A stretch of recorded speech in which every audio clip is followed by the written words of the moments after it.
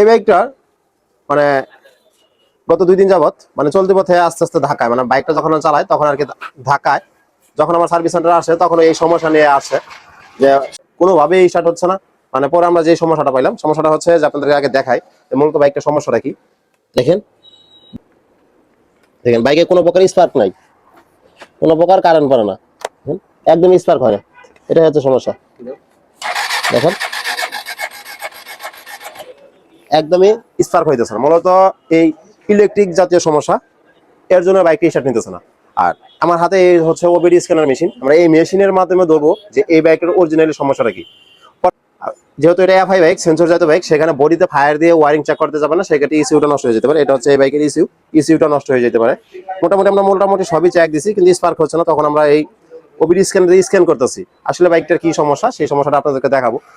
মোটামুটি স্ক্যান করার পর আমরা 3টা সেন্সর ফল্ট পাইলাম, যেটা কিনা এই যে দেখেন, এই যে এখানে 3টা সেন্সর আছে, যেটা ফল্ট কোডগুলো হচ্ছে যে P0335, আর হচ্ছে যে P0351, আর হচ্ছে P1700।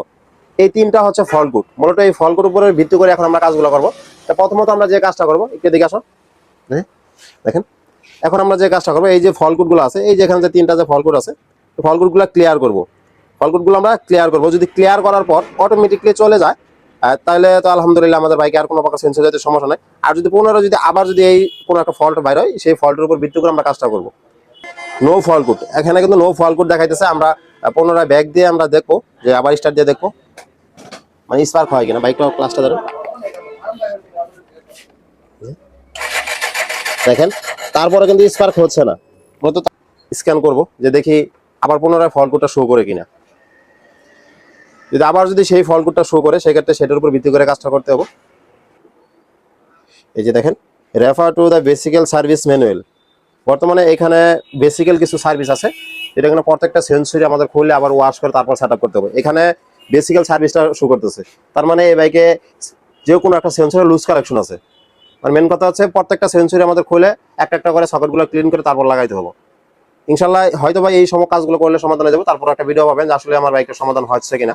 আমরা প্রত্যেকটা সেন্সরি যেরকম করে, বিশেষ করে যে এদিকটা দিকে এসো, এটা হচ্ছে এই বাইকের সব ইসিউ। এই ইসিউটা আমরা ক্লিন, ভিতরে সকেটগুলো ক্লিন করবো। এটা হচ্ছে লিন অ্যাঙ্গেল সেন্সর, এই লিন অ্যাঙ্গেল সেন্সরটা আমরা খুলে ওয়াশ করবো। মূলত এই কাজগুলো। আর হচ্ছে যে থটল বডি, পরে হচ্ছে যে আপনার ক্রেন পজিশন সেন্সর যে আছে, এই সেন্সরগুলো আমরা খুলে ওয়াশ করবো। ইনশাল্লাহ এই কাজগুলো ওয়াশ করার পর ইনশাল্লাহ ঠিক হয়ে যাওয়ার কথা। তারপর যদি না ঠিক হয়, সেটা যদি আবার কোনো রকম ফল্ট কোড শুরু করে, সেই ফল্ট কোডের উপর ভিত্তি করে কাজ করবো। যেহেতু এখানে বেসিক্যাল সার্ভিস চাইতেছে, তার মানে এখানে কোথাও লুজ কালেকশন আছে, সেই কাজগুলো করবো। ধন্যবাদ। এখানে বেসিক্যাল যে সার্ভিসটা ছিল, সেই সার্ভিসটা আমরা কমপ্লিট করছি। পাশে সব কিছু ফল্ট কোড শুরু করছিল, সেই ফল্ট কোডগুলো ক্লিয়ার করছি। দেখেন এখন কিন্তু কোনো ফল্ট কোড নাই, দেখেন নো ফল্ট কোড, এখানে আছে নো ফল্ট কোড, আর কোনো প্রকার ফল্ট কোড নাই। এখন আমরা দেখবো যে বাইকটা, আগে তো দেখছেন যে স্পার্ক হয় না, মানে কারেন্ট মানে না, এখন দেখবো আবার কারেন্ট মারে কিনা, এটা আপনাকে দেখাবো। বাইক প্লাস্টিক ধরে দেখেন, এখন কিন্তু স্পার্ক হয়ে যাচ্ছে, কারেন্ট মারতেছে। এখন কিন্তু কারেন্ট মারতেছে, তার মানে বাইকটা স্টার্ট হবো। আচ্ছা এই যে বাইকটা কিন্তু স্টার্ট নিয়ে নিছে। মূলত এখানে বাইকটা হয়েছিল যে ভাই নাকি বাড়িতে বাইকটা ওয়াশ করা হয়েছিল। মূলত এই বাইকটা যে স্টার্ট না নেওয়ার কারণ বা হালকা হালকা যে দম পারতো, এটা হওয়ার কারণ হইতেছে ভাই বাড়িতে গাড়ি ওয়াশ করছিলেন। হ্যাঁ, মানে বাড়িতে বাইকটা ওয়াশ করার পর থেকে এই সমস্যাটা শুরু হয়েছে।